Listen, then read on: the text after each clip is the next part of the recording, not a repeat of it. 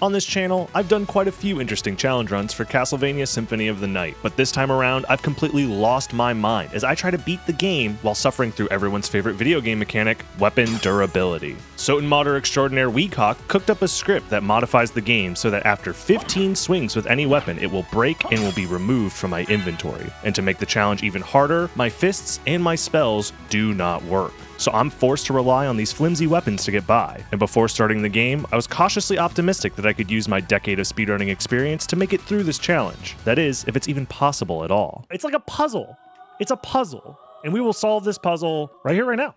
If we are doing it this way, then we are definitely going to want to get the neutron bomb and heart refresh, I guess. I imagine we're going to want to use glitches if we can, because I think trying to kill all of the bosses in a glitchless fashion might not work out that well for us. Thankfully for me, Richter didn't get his whip from Timu, so it doesn't break on me, and I quickly defeat Dracula and proceed to the castle entrance. And almost immediately, I realize that progressing through this challenge is going to require quite a bit of planning, because the encounter with Death is just a few short rooms away, where he is scripted to take away all of my powerful starting gear. And as I said earlier, my fists and spells don't work, so I'm going to need to keep my starting gear so I can defeat enemies and acquire new weapons. So I'm going to need to find a way to level up and skip this Death encounter, with only a limited number of sword swings.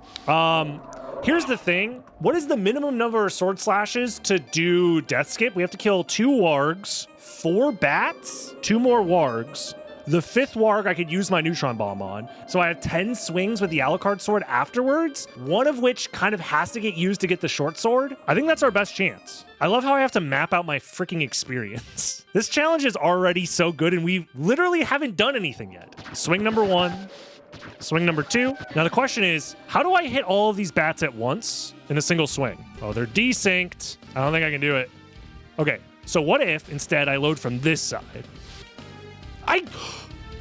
No! I have to go around! Oh no. You can't make that jump? Since when? Oh, streamer who's been speedrunning this game for 11 years doesn't know how the game works. Uh-oh.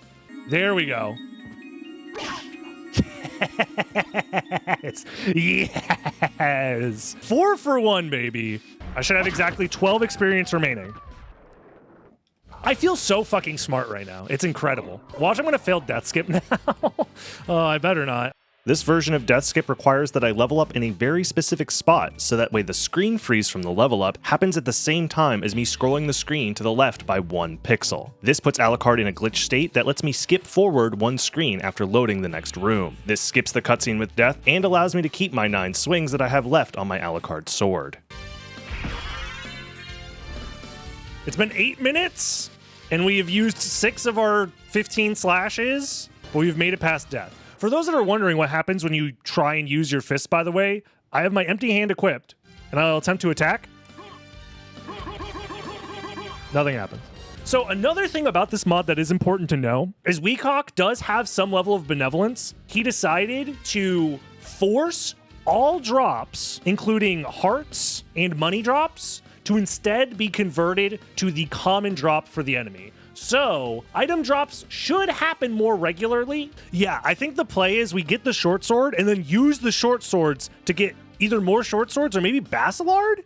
Now that I've made it past death with my gear intact, I now need to plan out which items I will pick up and use throughout this playthrough, because I don't expect this Alucard sword to last much longer without finding a backup. I use 1 more slash to kill this skeleton and get the guaranteed short sword drop, and then I immediately switch out my Alucard sword for the much weaker short sword. I then use the short sword to get the guaranteed red rust, which, in all honesty, was probably a waste. This sword is trash, and is considered a joke weapon within the community, but I'm sure I'll figure out some way to use it.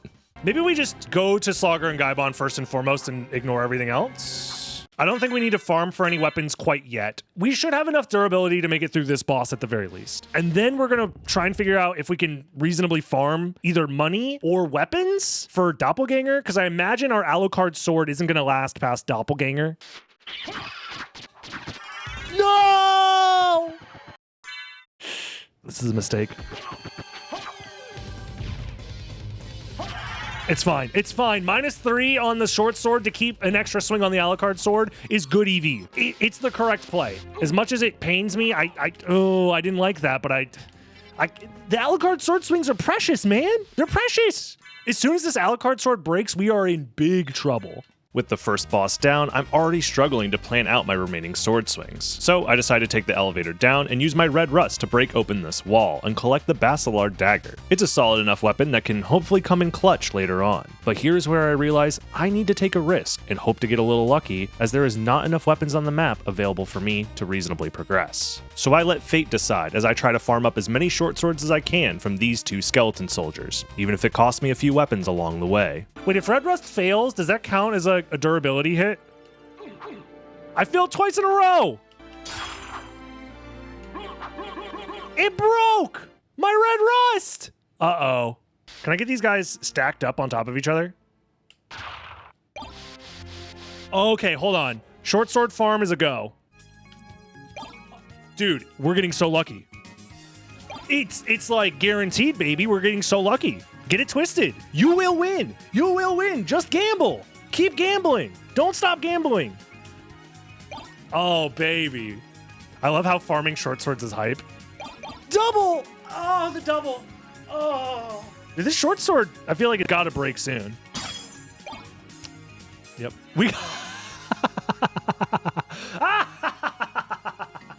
Oh. You fool. You thought your weapon durability was going to stop me? Oh, baby. 10 short swords in pocket. We can always come back here to farm more. It's just that easy. So yeah, I pretty much broke this challenge with this item farm. But for now, I'm still on the lookout for good weapons because these short swords are nice and all, but I don't see myself killing any of the endgame bosses with just short swords. So I proceed to the marble gallery where I grab the spirit orb so I can finally see how much damage I'm actually doing before making my way to the outer wall. And before facing off with Doppelganger, I use a few swings with my short sword to break open the secret hole in the wall and ride the secret elevator down to grab the jewel knuckle weapon. And now it's time to face off against the second boss of this run. 18. He has 120 HP, which means 11 swings. So it only costs one short sword to kill this guy, almost. In fact, it's less than a singular short sword. No, we missed. Okay, if I whiff, then it might be more than a singular short sword. Okay, that one broke a little earlier than I thought. Oh, Gladius! The sword replaced itself! We get a sword that does 1 extra damage to replace our short sword. Let's go, PogChamp. So, one thing I need to find out right here, right now. Wolf Bark does not have a hitbox. I think it is worth one of our durability hits to get the Garnet, because the Garnet will allow us to buy at least a handful of weapons. So I think it's worth it. The real question is, does my dive kick have a hitbox? Because if my dive kick doesn't have a hitbox, we have to go get Leapstone and shit. Okay, it does. It does. That also means that Leapstone equals infinite durability damage in this challenge, which might be our backup. Imagine your feet break. I mean, that is kind of realistic. If I was going feet first into everything in real life, my foot would break eventually. So this is just Castlevania Symphony of the Night with realism. And now that I know that Alucard's foot is the deadliest weapon in this challenge, I decide to use this dive kick tech to kick off of this candle and proceed up to Alrox's quarters, which connects to the Colosseum, where both our next boss fight lies, as well as the Form of Mist relic, which I will need to get the Soul of Bat relic and progress to the upper parts of the castle. But first, I make a quick pit stop to check behind this breakable wall. Is there a weapon behind the breakable wall here in Alrox's quarters? There is an onyx, which could be used to purchase a weapon. Oh, the sword of your mother. Oh, fuck, which one is it? This one's the onyx. Is it you? Is it you? No! It was the cheese. Dive kick? You're so valid. I should be dive kicking. You got cheesed. Speaking of cheese, do we use our jewel knuckle to get missed? I think that's the play. Then we get bat, but we need, what are we gonna use versus Lesser Demon? We could use Basilard plus the short swords, and that's probably enough. Oh, fucking Holy Rod. We use Holy Rod versus that guy. That's what we do. Okay, we have a plan. I'm feeling pretty confident in my plan. There's a few free weapons I can find on the map in these areas, so I decide to grab the shield rod with no trouble at all. Barely any trouble. Okay, only a little bit of trouble.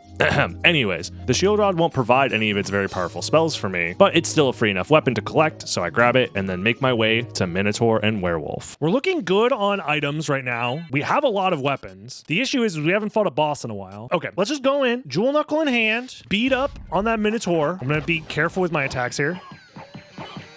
5? That's not bad.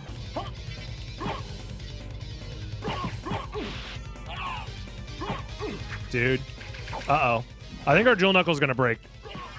Maybe not. Okay. So Jewel Knuckle was enough to carry. Okay. I think we're in a good spot. Now with Mist acquired, I make my way to this warp room so I can get back to the outer wall, and then make my way to the long library. Here is where I can find the Soul of Bat, guarded by the lesser demon boss. So I quickly make a stop by the librarian to sell all my gems and hopefully buy some useful items for this challenge.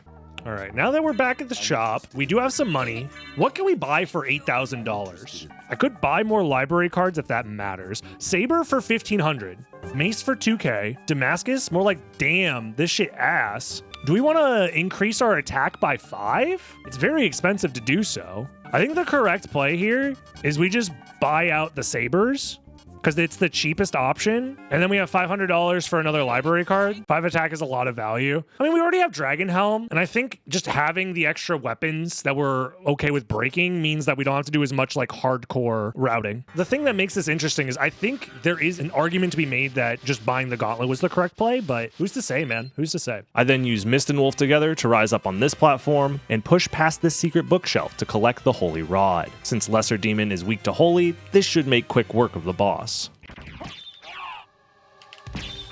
Wait, is the powered up Holy Rod attack, is that disabled? I can't summon the Angel? So are all thrust attacks in weapon specials disabled? Am I just now figuring this out? All weapon specials are disabled. Okay. Over 45 minutes into this challenge, and I'm just now figuring out that weapon specials have been disabled? Yikes. Well, I still have quite a stockpile of weapons to choose from, so I'm not too upset about it. All I have to do is make my way to the lower section of the library so I can collect the Soul of Bat. Wait. What? Did I just soft lock myself? I almost soft locked myself. Holy shit. I accidentally did the fucking camera glitch, dude. Uh-oh. Oh, it's fine. It's fine. What the fuck? We now have Soul of Bat. Okay. Things are looking good. I think we have enough durability right now to beat the game. As crazy as that sounds, I guess maybe Dracula is the only problem, and Shaft, actually. Shaft is going to be a problem. So now it comes down to, we need to figure out what weapons we are going to use for Shaft and Dracula. Okay, now that I have Soul of Bat, there really isn't anything stopping me from the end of the game. The Bat Relic is so powerful, it can be used to skip past almost anything and get to the final bosses, Shaft and Dracula. Now I just need to plan out what weapons I want to use versus these final bosses. Is there an enemy that has a really good common drop weapon? That is actually the correct play. Estoc? Flamberge? Not good enough. Even Obsidian Sword isn't good enough. Hunter Sword, Combat Knife, Chakram? I think Gurthang as our final weapon might be the play. Ghost Dancers with Buffalo Stars is not a terrible idea either. Here's the plan. The first item that we farm will be the Dark Shield. Then we will take the Dark Shield, utilize it to its fullest potential to either farm Buffalo Stars from Ghost Dancers, or if that seems stupid, we can farm Gurthangs from the Spectral Swords. I think we have a plan once we get to the second castle. All of the prep work having been done, let's just go. And we don't really need to worry about literally anything else, I don't think. I mean, this boss is just a damage check, really. Like, do I have enough material to get past you? Because it's not like a skill check by any means. Okay, like 1.5 sabers to kill this guy, that's fair. Now with Karasamon defeated, I take one last trip around the castle to pick up all the remaining weapons and relics that might be useful before moving on past Richter and going into the second castle. I grab the Leap Stone so I can double jump and even dive kick off of enemies if needed. I grab the Power of Mist so I can stay in mist form longer and dodge attacks. I go back to the Colosseum and break open the secret ceiling to grab the Holy Sword, and my chat convinces me to grab the Sword Familiar to have him help me do damage, I guess. Go! Sword card, get him! Zorlo, attack! Yeah! Nice kill! No, you're so close. Oh, wrong way, just a little bit. Can you go down a little bit? Zorlo, oh, nope, you went down a little bit, but... Oh, wait! Let him cook? My boy said slice. And he meant it, too. And with that, it's time to finally enter the second castle. And some of you may be confused. I don't have the holy glasses, which are normally used to save Richter, and I don't have the gold and silver rings to open up the floor in the clock room to get the holy glasses. Well, that's because, as a speedrunner, I don't exactly need to save Richter to get past him. Normally, if you defeat Richter without the holy glasses, the game gives you the bad ending, which for our purposes doesn't really count as beating the game, so instead I perform a very precise glitch in wolf form to jump into the room that hosts the Richter boss fight, while bypassing these detection boxes that are meant to load in that boss fight. And since the game never loaded the boss fight there, it instead loads in the cutscene with Richter having just been saved from Shaft's control. And that cutscene leads to Alucard walking to the left and warping to the second castle. And now that we're in the second castle, normally, the game expects us to kill the 5 OG Castlevania bosses to acquire the 5 pieces of Vlad before going to the end of the game and fighting Shaft and Dracula. But as you just saw, I'm a dirty speed cheater, which of course means I have a plan to skip that too. But I still need to make it to this central clock room, here in the inverted castle, which means I'm going to have to get past Medusa to get there. This is probably the best place to use our short swords because they're gonna, like, devalue in efficacy a lot. My dumbass is so stoned! So here's the plan. We do the any % route from here with extra lag, because why not? Oh yeah, this is that good, old-fashioned, fresh farm-to-table lag that I'm used to. That guy is the guy we're gonna go farm in a second. That is our ultimate farm, but we have some other stuff we have to get first. We go get the Gram. There we go. This Gram will come in use for getting the Dark Shield. How much health do these guys have?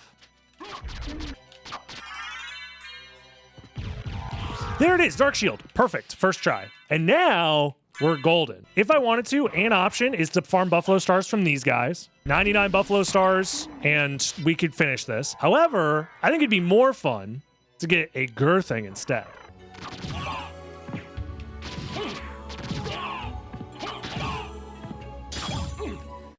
That Gram did not do as much work as I thought it would. This is actually probably worse than I thought. How much health do these fuckers have? Hold on. 540?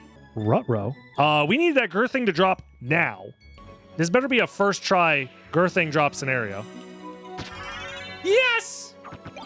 Okay, let's save the game with our one Girthing. And can we turn one Girthing into an army of Girthings? So the way the Girthing works is that if you use Dark Metamorphosis, all of a sudden it becomes like 2.2 times stronger and gets like a crazy good hitbox and stuff, so... Dark Metamorphosis! Oh yeah. The Dark Metamorphosis buff is real. Get back in bounds, please. We didn't get a Girthing! Uh-oh. If I trade this Girthing for none Girthings, I'm gonna scream. Okay. We traded most of a Girthing for a second Girthing. Our Girthing EV is not going up. No Girthing! Uh-oh. No! Get back here! Get in the realm of the living, please! I'm getting cooked! It's over! There's no way! Farming this guy fucking sucks, man! How is this Girthing not broken yet?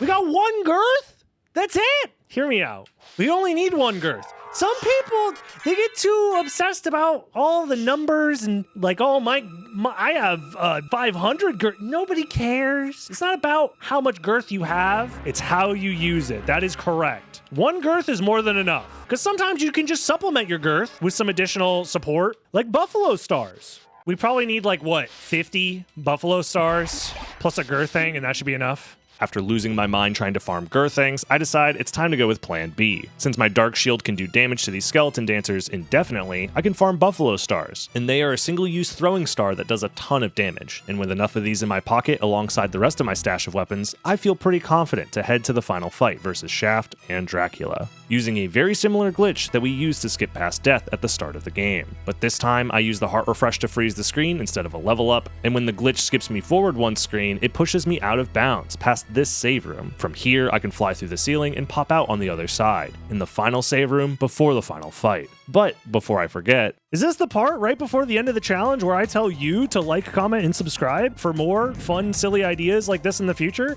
Alrighty, let's see if we can do it. 15 Buffalo Stars is all it should take to kill this guy, so I missed one. Okay, we only whiffed one. So the rest of these Buffalo Stars should be used versus Dracula. Then we switch to Girthing, hope that the Girthing clears. If not, we switch to the rest of the weapons. We still have Alucard Sword as well. That since the beginning of the run, we've kept our Alucard Sword. So maybe Alucard Sword comes out. But here it is, me and my fragile inventory of weapons versus the final boss of the game, Dracula. I whiffed another one. Okay. Now we go to Alucard Sword. Only 50 damage, and it's broken. Okay. Shit. Dark Shield for extra damage in between hits. And now we Girthang. Oh god. I whiffed one.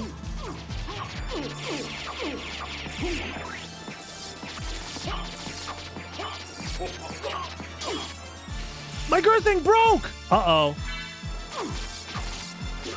Why did I switch to Alucard Shield? What am I, stupid? Okay, Dark Shield back on. Holy Sword is broken. We gotta do what we gotta do.